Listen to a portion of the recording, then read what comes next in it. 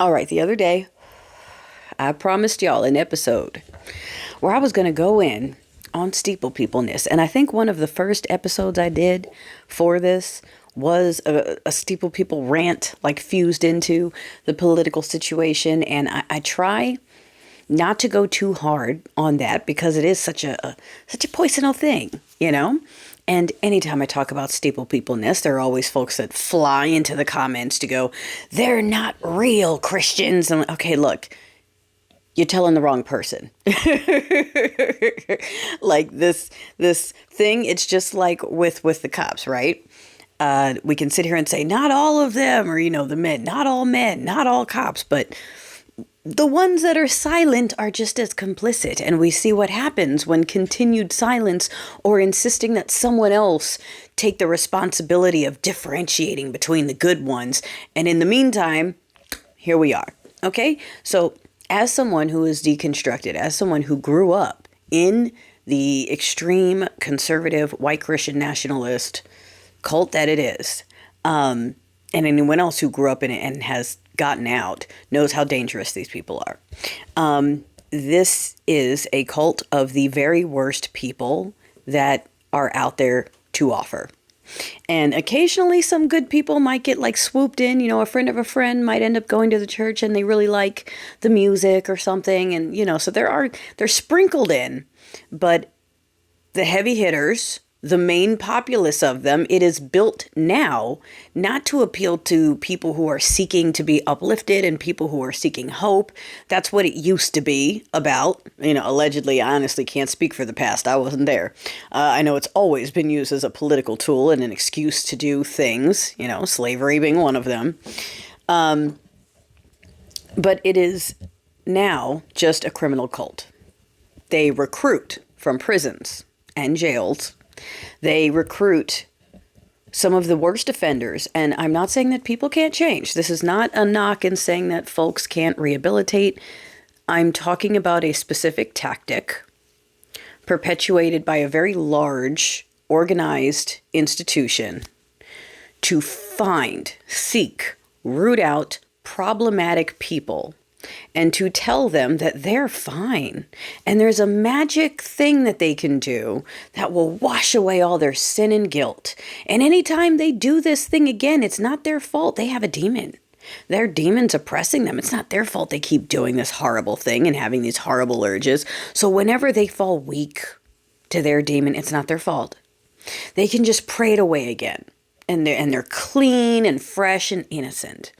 And they can now look down their nose at all the people who put them in the jail. They can now look at all the families of their victims and say, I'm better than you. They can look at society and say, I'm better than you because I'm forgiven by this deity that says whatever I do is okay because they'll take care of me. You get it? That's who's in there.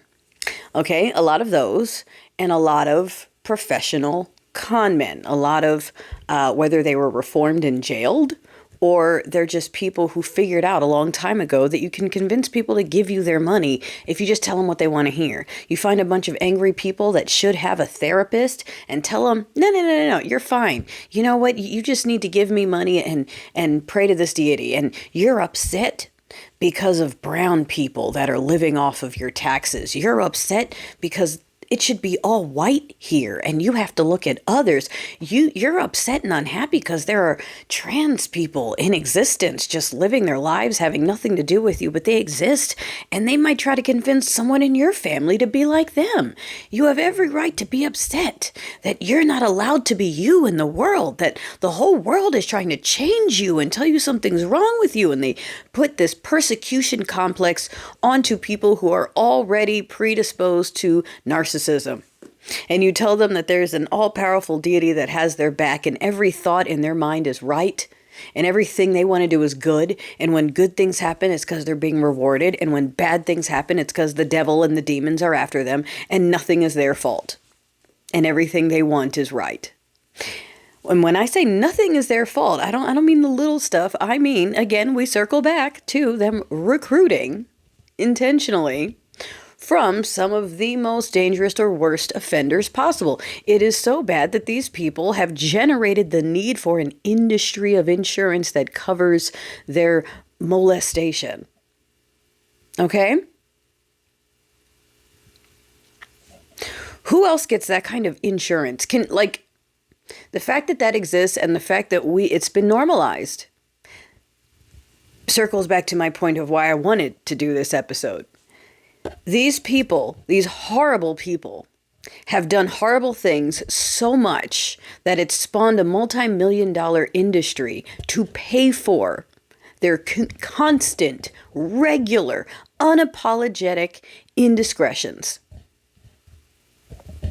Those people are telling the rest of us that we're sinners that need help, that they need to tell us what to do. They need to have the reins. This mess they're making, being led by criminals, thugs, addicts, rapists, etc. Okay? That this is the way it's supposed to be because it's white men. They deserve it. We should trust them. We should trust these criminals and these thieves because this is the way of their religion. This is the way of their faith. This is what their God wants. And those are the people that are still backing it up.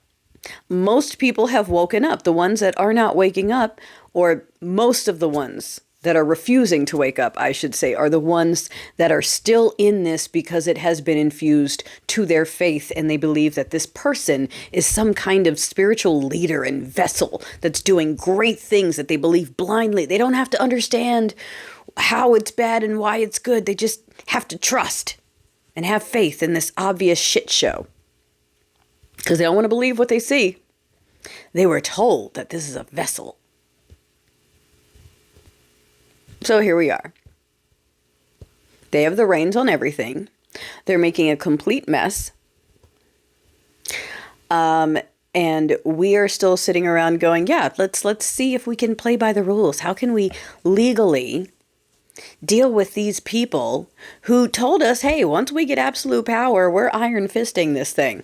Because we know our ideals aren't popular. We know our beliefs aren't popular. We know almost no one wants this except for the angry people who need therapy and medication. Everyone else who's trying to be a better person doesn't want this. That's another reason why they don't want mental health coverage and all these things.